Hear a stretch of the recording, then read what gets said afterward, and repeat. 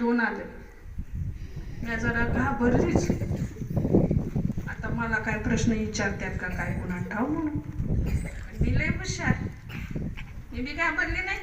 प्रश्नांची उत्तरे दिली त्यासनी. त्याने म्हणलं तुम्हाला इथं स्टेजवर बोलावलंय.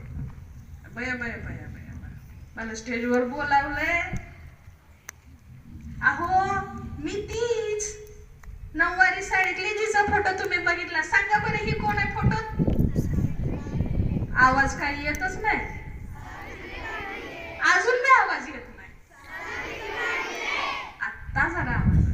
सावित्रीबाई फुले फोटोतली नऊवारी साडीतली ती मीच.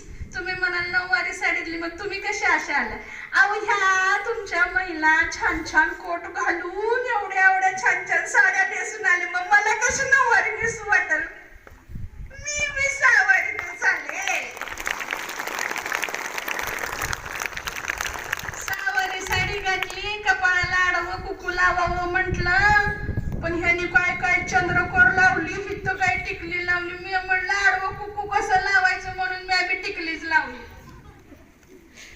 आणि येऊन बघते तर ह्या बाया सगळ्या पुरी तुमच्या या लिखी माझ्याच लिखी आहे. त्यात वापरून बसते. त्या इथं येऊन बसलं तरी चालतंय. या ना या लिखी माझ्या नऊवारी साडीमध्ये काहीतरी डान्स करत होत्या.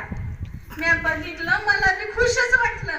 माझ्याच लेकी माझीच गाणी सादर करते त्या. बया बया बया किती छान पुरी नटल्या. एकदा त्यांच्यासाठी टाळ्या वाजवा की.